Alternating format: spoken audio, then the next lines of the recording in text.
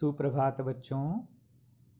आज हम कक्षा छठी विषय हिंदी व्याकरण पाठ 6 उपसर्ग प्रत्यय और समास। हमारे पाठ का नाम था छठे का उपसर्ग प्रत्यय और समास। तो हमने उपसर्ग पढ़ लिए, प्रत्यय पढ़ लिए। आज हम समास के बारे में पढ़ेंगे। ठीक है। समास क्या है? कंपाउंड जिसको बोलते हैं इंग्लिश में। ठीक है, कंपाउंड।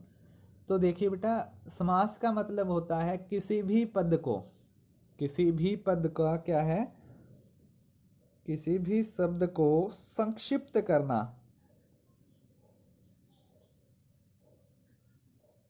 संक्षिप्त का मतलब किसी पद को छोटा करके लिखना। ठीक है। पद का मतलब यानी कि एक शब्द है, जिस तरह से हम ये लिख सकते हैं,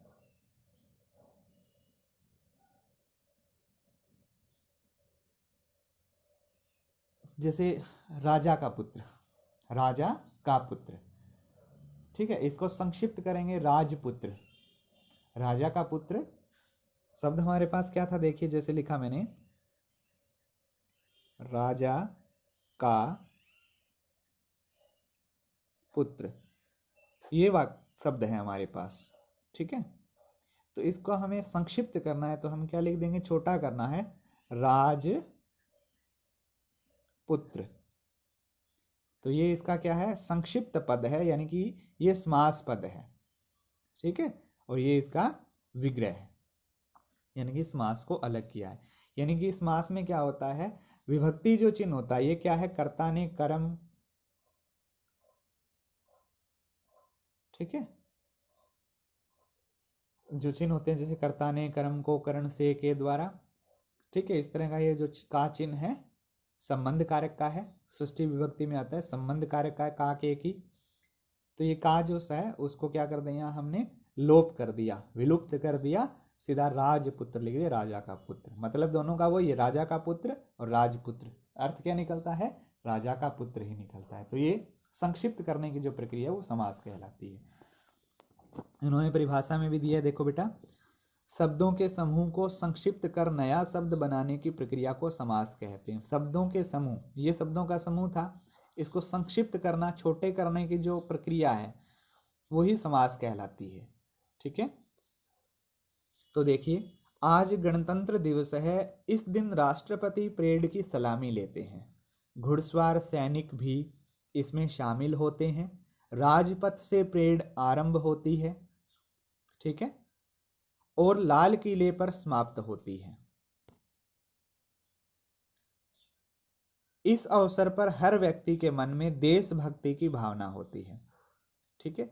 यहां देखिए, राष्ट्रपति, घुड़सवार, राजपथ, लाल किले और देशभक्ति, ये 4-5 ऐसे शब्द हैं जिनको रंगीन दिया है, यानी कि विशेष दिखाया है, इनको हाईलाइट किया गया है। तो क्यों किया गया है, क्योंकि इन पदों को संक्षिप्त करके लिखा गया है, ये समास पद हैं। तो ऊपर दिए गए अनुच्छेद में सभी रंगीन शब्द संक्षिप्त कर लिखे गए हैं। तो जैसे राष्ट्रपति, राष्ट्रपति ये समास पद है, इसका विग्रह अलग करेंगे तो राष्ट्र का पति। ठीक है ना, ये शब्दों का समूह, इसका क्या बनेगा, राष्ट्र का पति। घुड़सवार, घोड़े पर सवार जो है, घुड़सवार क्या होता है, घोड़े की सवारी करने वाला, घोड़े पर सवार। लाल किला, लाल है जो किला। ठीक है। देशभक्ति, देश के लिए भक्ति। राजपथ, राजा का पथ, पथ का मतलब मार्ग। शब्दों को संक्षिप्त कर लिखना समास कहलाता है। या फिर परिभाषा देख लीजिए, शब्दों के समूह को संक्षिप्त कर नया शब्द बनाने की प्रक्रिया को समास कहते हैं। समास प्रक्रिया से बने शब्दों को समस्त पद कहा जाता है। अब ये क्या है, ये समस्त पद है, जैसे राष्ट्रपति, घुड़सवार, लाल किला, देशभक्ति, राजपुत्र। ठीक है। तो इसको क्या कहते हैं, समस्त पद कहते हैं। जब इकट्ठा कर दिया जाता है, संक्षिप्त कर दिया जाता है, जब प्रक्रिया पूरी कर दी जाती है, तो उसे क्या कहते हैं, समास पद कहते हैं, समस्त पद कहते हैं। इन समस्त पदों को अलग कर पहले की स्थिति में लाने की प्रक्रिया को समास विग्रह कहते हैं। अब समास विग्रह किसे कहते हैं, ये विग्रह, यानी कि जो पहली जो प्रक्रिया से पहले जो राष्ट्रपति ही का जो मूल था, उस मूल रूप में लेकर के आना समास विग्रह कहलाता है। जैसे राष्ट्र का पति विग्रह, ये समस्त पद है, ये उसका विग्रह है। ठीक है, ठीक है, समास विग्रह कहते हैं। जैसे चौराहा अर्थात चार रास्तों का समूह। चौराहा क्या है? समस्त पद है। विग्रह क्या है? चार रास्तों का समूह। ठीक है, अब देखिए समस्त पद में दो पद होते हैं, पूर्व पद और उत्तर पद। समस्त पद में क्या होते हैं? दो ही पद होते हैं, यानी कि दो भाग होते हैं। एक तो पहला पूर्व पद का मतलब पहला पद, पद का मतलब शब्द होता है, और उत्तर पद का मतलब दूसरा। पूर्व पहला, उत्तर उसके बाद वाला।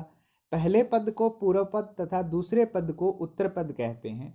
जैसे चौराहा, चार राहों का समूह।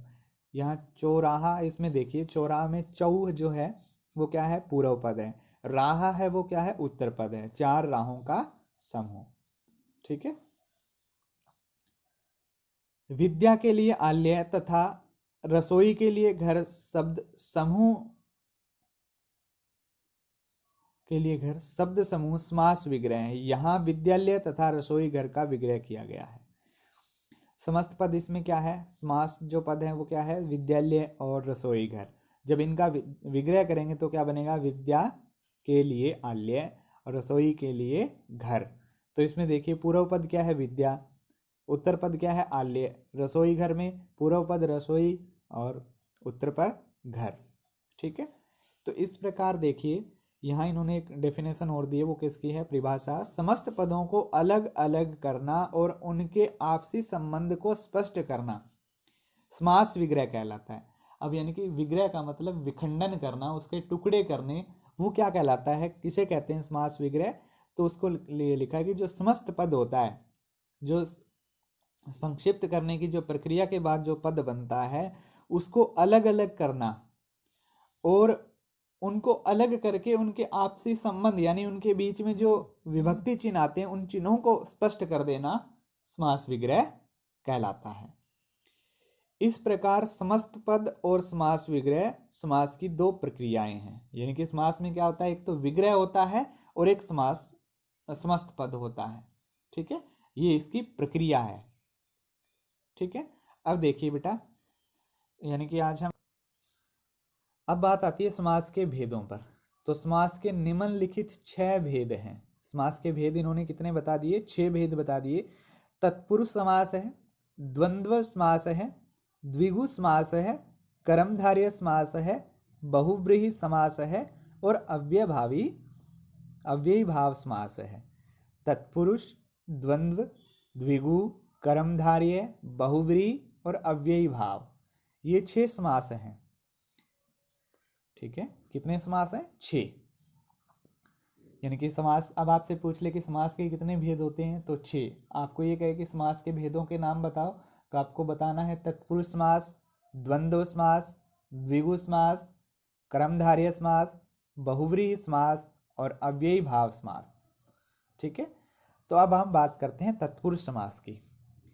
तत्पुरुष समास समस्त पद है, पूर्व पद है, उत्तर पद है, समास विग्रह। ठीक है, देखिए समस्त पद क्या है? राजपुत्र, राजा। पूर्व पद क्या है इसमें? राजा। उत्तर पद क्या है? पुत्र। तो समास विग्रह क्या बनेगा? राजा का पुत्र। ठीक है, घुड़सवार, घोड़ा पूर्व पद है और स्वार उत्तर पद है। घोड़े पर स्वार समास विग्रह बनेगा। गुणहीन, गुण पूर्व पद है, हीन उत्तर पद है, गुण से हीन समास विग्रह बन जाएगा। जेब खर्च, जेब पूर्व पद है, खर्च उत्तर पद है, तो जेब के लिए खर्च। ये क्या है? तत्पुरुष समास के उदाहरण है। यहां देखिए, आपने देखा कि समास विग्रह में आए, का, पर, से, के लिए परसरग, परसरग यानी कि विभक्ति चिन्ह को परसरग कहा जाता है, समस्त पद बनाते समय हटा दिए गए हैं। यानी कि ये का है, पर, से, के लिए है, जब इनका समस्त पद बनाया तो इनको बीच से हटा लिया गया। घोड़े, ठीक है, तो फिर आगे देखिए, जैसे पुत्र, स्वारहीन तथा खर्च उत्तर पदों के लिए ही राजा, घोड़ा, गुण तथा जेब पूर्व पदों का प्रयोग किया गया। अतः यहाँ उत्तर पद प्रधान है। तत्पुरुष समास में ये जो पीछे वाला होता है वो क्या है, प्रधान का मतलब प्रमुख होता है। यानी पुत्र है उसके लिए राजा शब्द का प्रयोग किया, स्वार के लिए घोड़े का प्रयोग किया, हीन के लिए गुण का प्रयोग किया, खर्च के लिए जेब का प्रयोग किया। तो इसमें क्या है, उत्तर पद की प्रधानता रहती है, यानी कि प्रमुख जो है इसमें समस्त पद का जो हिस्सा है वो कौन सा है, बाद वाला शब्द। ठीक है, अतः यहाँ उत्तर पद प्रधान है। तत्पुरुष समास में कर्ता और संबोधन विभक्ति चिन्हों के अतिरिक्त अन्य 6 विभक्ति चिन्हों का प्रयोग समास विग्रह के समय किया जाता है। तो इस प्रकार तत्पुरुष समास की जो परिभाषा है वो यहाँ लिखी हुई है इन्होंने।